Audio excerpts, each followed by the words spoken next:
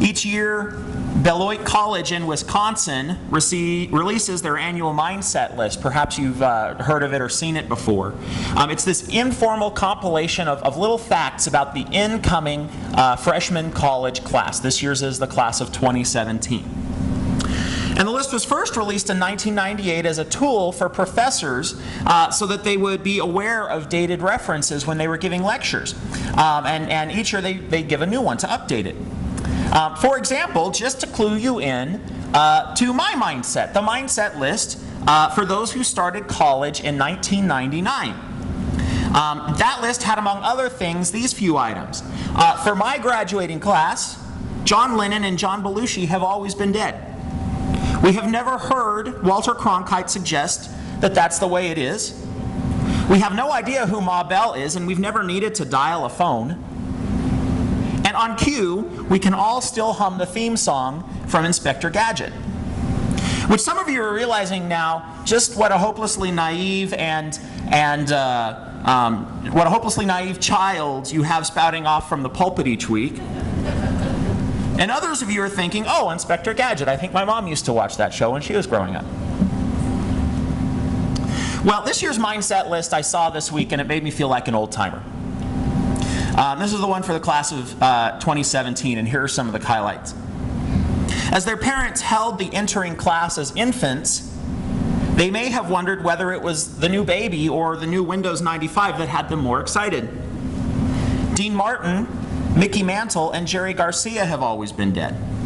None of them have ever had chicken pox. They have only known 2 presidents.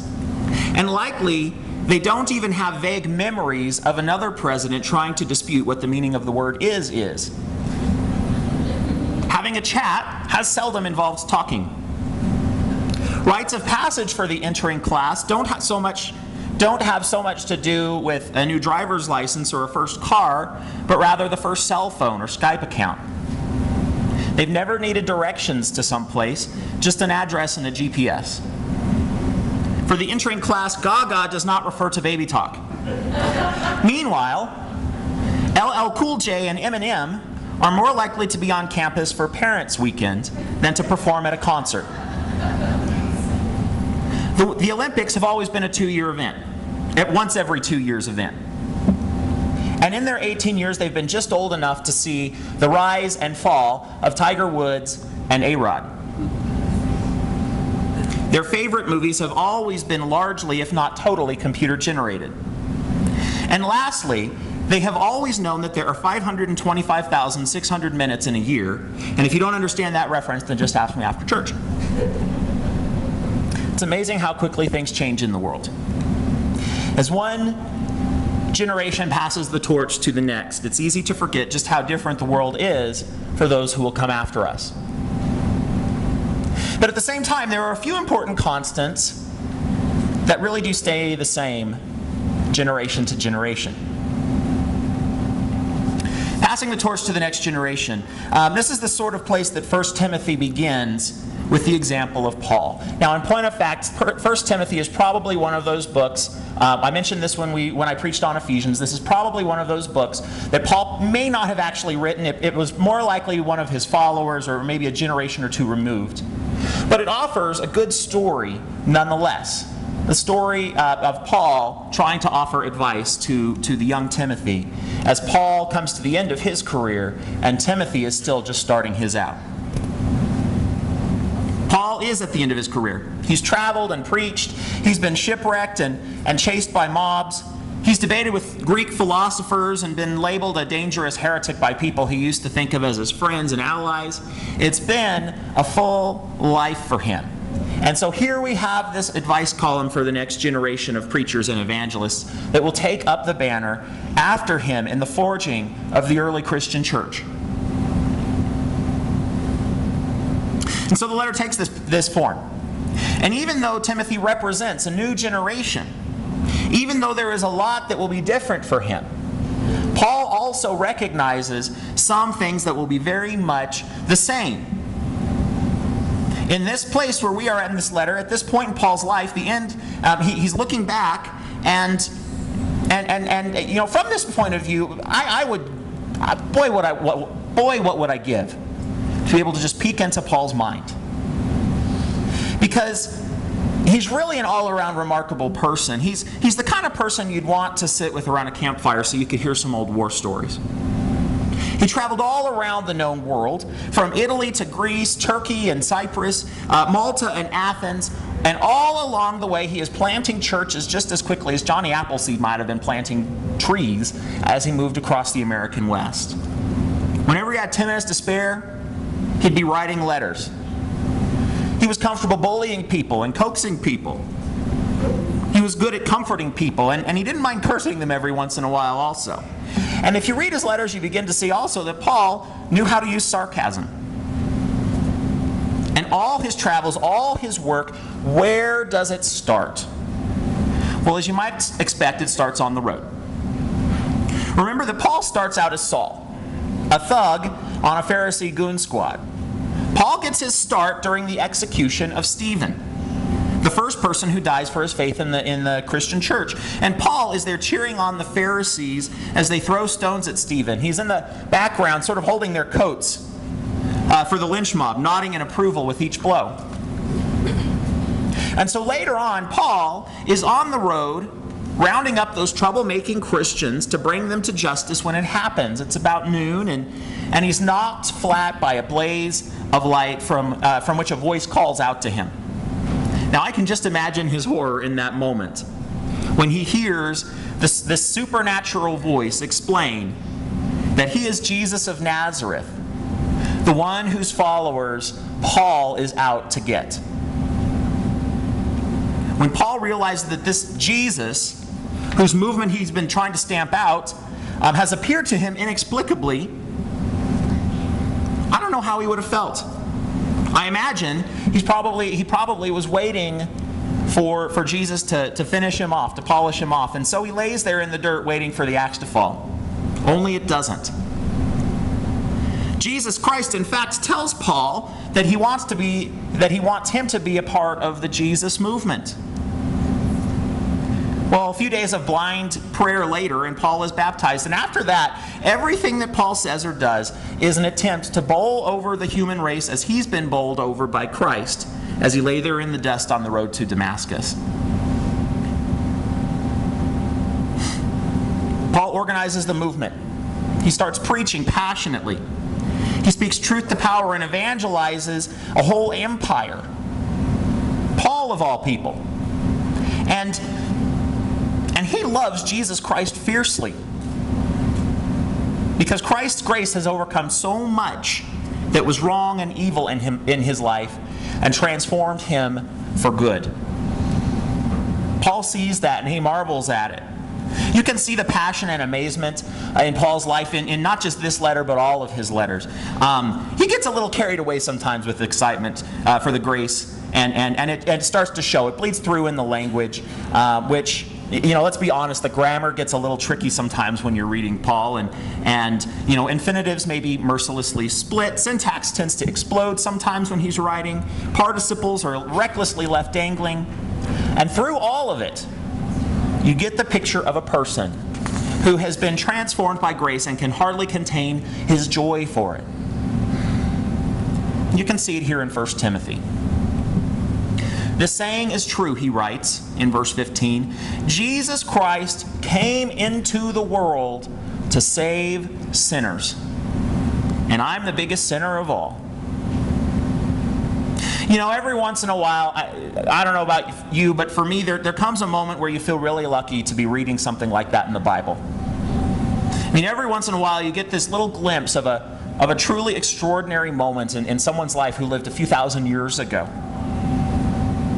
You get to see how the love of God is revealed in a really powerful way to them. And this to me is such a moment because Paul is able to look back and see all the ways that God's grace has shaped him and transformed him. His sentiment here rings true. What's so important is how he's passing it on to Timothy. He's offering it up for the next generation. Jesus Christ came to save sinners, even a sinner as bad as Paul. Grace will bring anyone back from the brink. Even someone who seems so far gone as Paul did. He used to make a living by dragging people from their houses into the public square and shame them in front of their neighbors and their friends because they were Jesus freaks. And at that moment, that's when he would butcher them. In spite of all this, God has a place in his family for Paul. He doesn't have any right to such a place. He didn't deserve it. But God's mercy is bigger than anything he ever did, and it can be bigger for you as well. Because that's the good news. Jesus Christ came to save sinners is a message that goes way beyond Paul and way beyond Timothy and the generation that followed that, all right up into today. It's a message that reverberates throughout history. When it comes to the saying, the true saying, that Jesus Christ came to save sinners, we first of all need to see ourselves in Paul's story. I don't know, maybe you've been a church member all your life. Or maybe you have come to believe in Jesus very recently. Maybe you think of yourself as an average person with average sins, or maybe you think that, or maybe you get hung up with regret for some of the things that you've done that you think are really horrible. If God's grace is extended to someone so thoroughly lousy as Paul or Saul, then it can be extended to you too. Now that's hard for people to recognize sometimes. Having been in ministry of one sort or another for a while now, I can tell you that it is one thing to believe in the abstract sense that Jesus Christ came to save sinners. It's something very different to believe that what Jesus Christ did several thousand years ago was meant to save me from the things that I did yesterday and a few years ago and that I will do tomorrow. It's easy to forget that we are individually forgiven. And if you have forgotten, then understand grace, forgiveness, and redemption can be for anybody, including you. See yourself in Paul's story and know that you have been forgiven in extraordinary ways, and that God's grace will bring you into extraordinary places as well. Now, as important as it is to see ourselves in Paul's story, it is just as important to see others in Paul's story. Once again, maybe it is one thing to believe that Jesus came to save sinners in the abstract, and maybe it's one thing, maybe even a doable thing, to even believe that Jesus Christ came to save me as a sinner. But sometimes it can be very hard to believe that Jesus came to save sinners, including those sinners who have especially wronged me personally or you personally, or who have done things that just seem unforgivable. And so we need to see not just ourselves in Paul's story, but also others. I mean, here's the thing. I may think that I'm a fairly ordinary middleweight sort of sinner, and I may rationalize smugly that there are some real heavyweights out there who seem to sin with particular expertise, and how could God possibly forgive them? I mean, are there people who have done things that are so evil that it's just beyond the pale? We mark this week 12 years since 9/11. Did Jesus came to save sinners who did things like that? I have a hard time with that. And it's not just the obvious ways that evil happened that day, all the killing and carnage and hate. It's also not limited to the bloody aftermath and the fact that so much blood has been spilled by the bravest people of a whole generation. It's also hard for me to believe that because of all the ways our world has changed in the time since. It's that our nation and our culture are more fearful, more closed because of them. The harm that was done was seen most visibly as towers exploded and collapsed. But the lasting harm has been a society in which we have lost our sense of safety, even if that was an illusion. How can we say that Jesus came to save sinners such as these? It sounds either to me unjust or completely naive. Except here is Paul, who for all intents and purposes started out as a terrorist, who led a slaughter in the name of his religion until he saw the power of Jesus' life and love, and he was transformed by it. And not only that, but he's in our Bible. He's written a whole section, a very large section of the New Testament. Now, it's worth pointing out that Paul repented, He turned away from the evil in his life and dedicated it anew to peace and love. And forgiveness and repentance are two things that go together in very important ways. However, Paul's life shows us that there's nobody who is so far gone that there's no hope for them. He himself tells us that he was a persecutor, a blasphemer, and a violent man. And yet God's grace overcame all of that. God's grace is bigger than terror and bigger than all forms of evil. And Paul wants Timothy to know this. He sees that it is time for a new generation to take up the mission. A lot of things will change when that happens.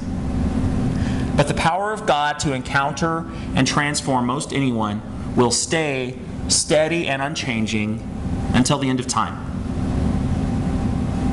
Which means that the time comes for us too to live that grace and to offer it to others.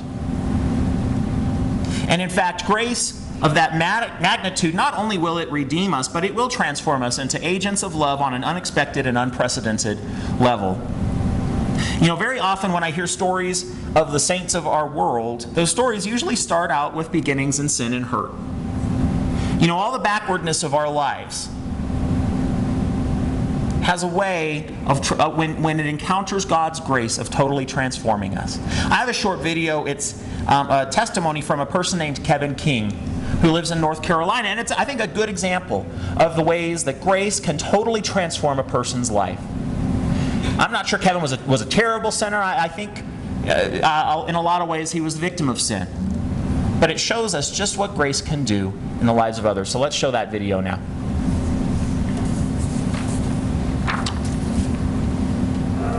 And when I go to these campsites, my heart's there. Because I know what these people feel. Just because they're homeless doesn't mean they're not human. That's somebody's son, that's somebody's grandson, that's somebody's brother. Thousands of people live in tents in the woods near Raleigh, North Carolina. With some good food at home. Kevin King is determined to reach these invisible neighbors. Even knee surgery doesn't keep him from seeking them out. I'm real passionate about what I'm doing. I don't like to see hurt in somebody's face. I don't like to see turmoil in their lives. If Kevin hadn't stepped in, more likely I would be dead. I'm Tommy Tant. I lived in the woods for like 6 years. Then I got introduced to a friend, and now I'm out clean sober. Thanks to God. I get my clothes over here, my Hudson Novelty, and I've been out here 2 years. Kevin's been great. He's helped me get a bicycle, which made a major change in my life. Kevin King has first-hand experience with homelessness. Growing up, he survived rape and abandonment and lived in a laundromat as a teen. He battled alcohol, drug addiction, and overdose. It was after giving his life to God, he says, that King turned his pain into purpose. That he really has a passion and a love for the people who are struggling in ways that he is struggling. I think Kevin sees folks and thinks, but for the grace of God, that's where I might be. Through his church, Collins United Methodist, King became involved with Hope, homeless outreach providing encouragement, based at Garner United Methodist Church. Every Saturday, buses pick up people living in the woods and bring them to the church for food, showers, and fresh clothes. These are people that are dirty, they're smelly, they're hungry, they're all these things. And our church is opening the doors. That's huge. Lord Father, thank you so much for this day. It doesn't matter religion, color, nationality, and we say it when we circle up to pray, that we're all family of one Father. And this is a living example. This is what we call our dress out area. They come in and get a pair of clothes, a few things that they can use to just change. Then we have 4 bath locations that they take baths for a shower. I felt like, I was lost. I was on a bad journey. And the journey was getting nowhere. Since I've been to the ministry, my whole journey had changed. And I just love it. I'll talk to you a little bit. King uses this field to seek out those who are ready for change. In the meantime, he's helping with donations of necessities like sleeping bags, food, and bug spray. I'm proud of him because he said, I want to help someone. Because he didn't just think it or just say it. He actually went out and did it. It really makes Kevin happy. It keeps him centered with Christ, and that's where he needs to be to stay clean and sober. Only 2 years ago, King was living in his car because of his addiction to cocaine. If it wasn't for the church, he wouldn't be alive, because he reached out to them when he backstepped. When I walk in that church and I walk into the sanctuary, I just feel this power. I feel love, I feel comfort, I feel alive again. The church family came alongside him, supported him. Hey, Bill Singletary is King's close friend and a fellow member at Holland's United Methodist. I've been a Christian all my life, but I've never really gotten involved with street people, and I'm seeing a whole new life. It's what it's all about. The Bible talks about serving the widows and the orphans and the homeless, and it's really opened a new life for me. I call them temporarily displaced humans, because they are. They're looking for a permanent place. Bring it with us. Maybe I'm just one person, but if I reach one person, then I'm doing God's work. Okay, I see it. Bye. Okay. All right.